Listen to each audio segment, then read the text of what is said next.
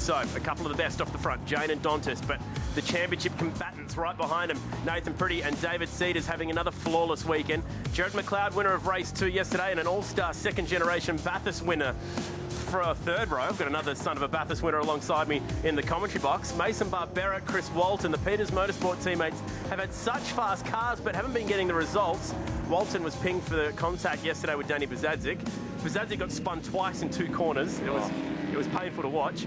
Here comes the assassin. So, as we mentioned, Barbagallo 2012, the last time he picked up a round win. He's had the pole here this weekend. He's had the first race win. And every year since 2008, the bloke who got pole and won the first race has won race 3 and taken out the round here at Winton. So history is on Kim Jane's side, but Dantas is seriously hungry for something that, just like Tim Slade yesterday, he's earned and wanted for a very long time, a round victory. I can't believe he actually hasn't won. He's obviously won race, but he hasn't won the round. So that's just, with the amount he's done, and he's always up the front, how he hasn't just got that one victory, outright victory for the weekend. It's eluded him, and we're set. Final race for the Utes. And all Holden front row, they were teammates last year at Erebus. Now they'll square off in the final race for the Utes. There go the red lights. Such an important start. And it's very even between the two of them. Jane, I'd give it to him this time. He missed the start in race 1, but he's nailed that one perfectly. And Pretty and Cedars go side by side into the first corner. Championship on the line between those two, and Pretty makes it stick. And McLeod's got a great run. And he gets to the inside of Cedars. He's got overlap. Can he make it stick? Down to turn 3, Cedars, and the Mango Credit Ute argues the point. Good racing in the opening stanza of the first lap.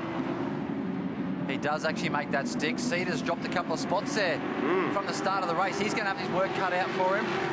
There was a little bit of contact there between McLeod and Cedars coming out of turn 2.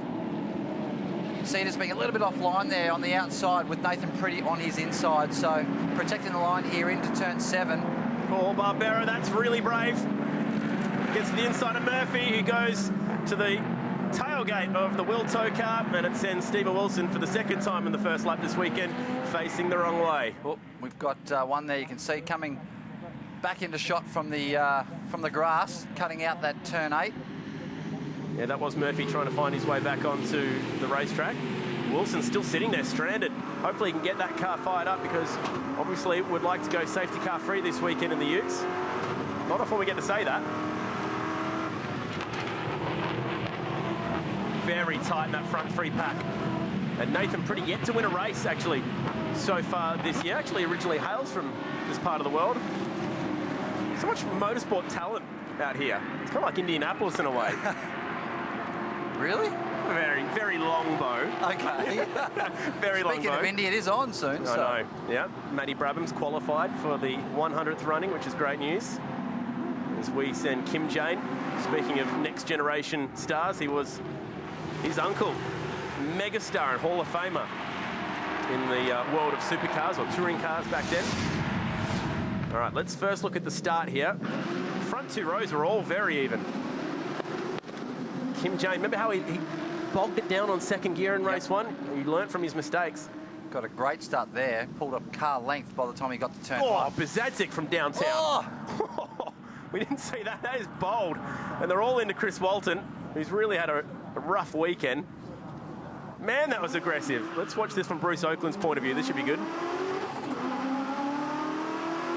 Oh, Brucey got a good start though. Oh, they're 3 wide here already. It's an Andy Kiss.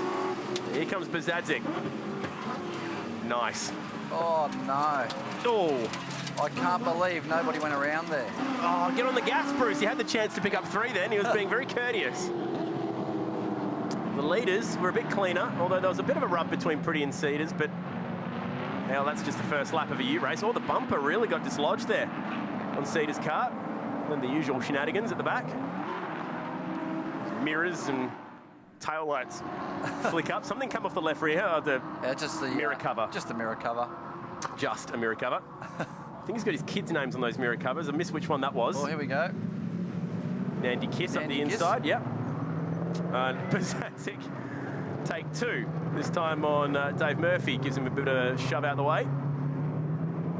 He's driving like a man possessed this weekend, is Buzz. Leaders, nothing's changed here, although it's getting close. fastest guy on track at the moment is Barbera, back in 9th. Just set the fastest lap of the race, and quite a bit faster than those leaders up the front who are battling. Here he is, the IOR Petroleum entry. Hails from North Queensland, former kart racer. Had actually never raced at this venue before, nearly stuck the thing on pole and would have won the first race had he not had that power steering drama. Yep. So it was a bit of a tough break for the young fella. Kim Jane had some pace earlier on in race 1 this weekend. And I think that once the race settles down, I think he's certainly going to have probably the strongest car. But, you know, Dontis is keen. He wants to win that first round win. And I don't think he's going to let him go that easily. Yeah, I'm not even sure. I mean, it's 8 points difference at the moment. So if he was to pass Jane, it still might not even be enough to take that round victory. He might need a little bit more help. But Jane's tyres went off big time at Phillip Island. I know the two tracks are very different when it comes to degradation, but Jane was really struggling for rear grip late in the Phillip Island final race. As it sits on the racetrack is how they'll finish for the round, but with 12 laps to go, this is now 11 laps to go. Anything could happen here. I know it's an old cliche, but it's true with the Utes, as we've seen this weekend on the curbs. Need to be careful that this weekend. They have warned the drivers not to go flicking dust and gravel onto the racetrack. You can get penalised for it in this category. It does make a big difference too, just with obviously what line you take, with all the rubbish that gets brought onto the track. Very, very easy to just turn in a foot off line, and before you know it, you're off the track. So they're going to need to be very careful with that, especially when they're trying to overtake. Makes it extremely difficult. You can see there, Cedar's got the lights on, trying to get past McLeod still. And Barbera here trying to come through. Can't quite get it done there into the hairpin at turn 7. He's got Craig Woods in that Sinclair Ford entry. He's having a really good weekend. Debut in this category. Oops. That looks very suspect and very similar to the power steering issues that we've seen in this category this weekend. There's a lot of smoke, and you can see the smoke's coming from basically up near the front wheels underneath. There's a lot of stuff hanging off that car. Including a rear tail light or indicator assembly. And this thing's going to be impossible to drive without the power steering. Very difficult. These guys are going to have to be careful of that. He's driving around on line too. If it's leaking a lot of oil, you could find that they might be a little bit surprised by that. Need to make sure that they can see the flags in those sectors. It's very smoky out there at the moment, especially around the first sector of the racetrack. Racing in the Utes has been good. This has been the only race that hasn't had a lead change yet. Despite the fact that all the support category racing, all 4 supports have been really exciting, especially the 86s. But this is the only category to have different leaders this weekend. Yeah. It's been one driver leading the show in all other 3 categories this weekend. I know from where I've been sitting, it's been busy. Yep. There's been plenty going on from my seat in the Toyota, and also the TCM XY that we run. Have you been tempted to drop some of your dad's favourite lines about Winton around this venue? I have been asked to fire a few in there, but it's too busy.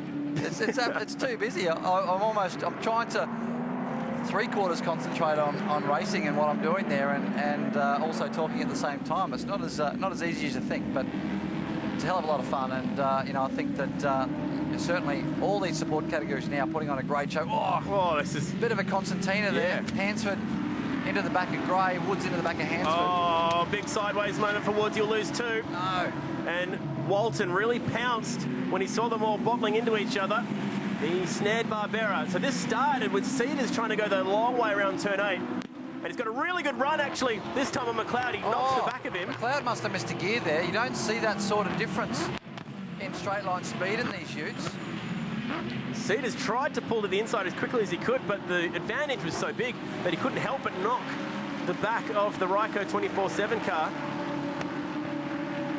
Yeah, that's where that pressure behind obviously rattled McLeod just enough to make a small mistake. He would have been trying to change gears as quickly as he possibly could to make sure that he obviously had that jump. Ooh. Dontis thinking about it now. Now, Dontis was 9/10 of a second behind Kim Jane. He's closed that up. The previous lap, and he's caught all that up in one lap. We go on board now. with the South Aussie. Rides it on in the limiter in third gear for turn 5. Bit of patience mid-corner. Feels like a lifetime before you can dab the throttle, touch the curb at 6. Gee, they're out of control. They're sideways every corner. Oh, and Pretty now wants to make a move. This is good. This is heating up. Can he go the long way and have the sit for 9? Dontas is going to run him high and dry. Good move. Harsh but fair. There's a lot of dirt and dust on the outside of those corners too. Very hard to go too wide around any of those tight right and left corners there. Turn 7, 8 and 9. It just gives Jane a couple of car lengths to breathe for a moment. Not even halfway home. You get the feeling that this is heating up to something special. A guy who hasn't won a round in 4 years. A guy who's never won a round. Nathan Pretty has had a little bit more success in the last 3 years than these two, but hasn't won a race this year. Hasn't won a race this year, but is well in championship contention. So he needs to keep it smart. If the worst place he can finish here is third, it's still a good result. He's in front of Cedars, who is in the championship, obviously, right up the front as well. So he's battling hard with him. Yeah, he'll close that points gap up a little bit if they finish the way they are, by just 5 points for the round. Which is enough to keep the pressure on. But the guy that he's chasing in the championship has got his headlights on right behind him, and he's coming at him, at 10th and a half a lap. So he will be on the back of him within the next couple of laps at that rate. There was 25 points separating Cedars from Pretty coming into this round, but it'll just be the 20 if it remains the same. And a championship that is looking like it's going to go well and truly past the last round through Bathurst and the Gold Coast and into Sydney, and once again Pretty tries his luck. This could be rinse and repeat here through turn 8. Oh, well, he knew what was going to happen if he had Dontas to the inside at 8. They're leaning all over each other.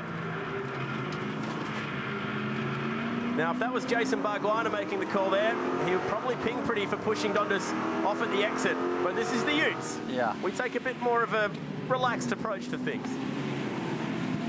Meanwhile, and Dontas there did a good job too. He could have fired back into the side of Pretty really hard through that left-hander, but he didn't. He realised that obviously discretion's the better part of valor there, and decided to just try to hang there. You know, you live to fight another day. He could pass him back in the next corner, but that little battle has given Kim Jane a 2.5 second lead now, so going to make it very hard. You'll see here, Pretty just turns hard left, straight lines him straight to the apex under brakes.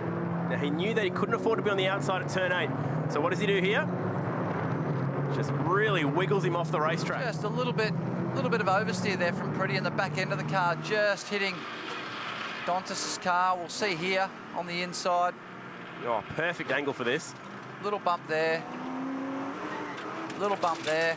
See, Dontas there could have really pushed him out hard there, but to his credit, we love to see a bit of Rubbins racing, and that's what the boys have provided us this morning.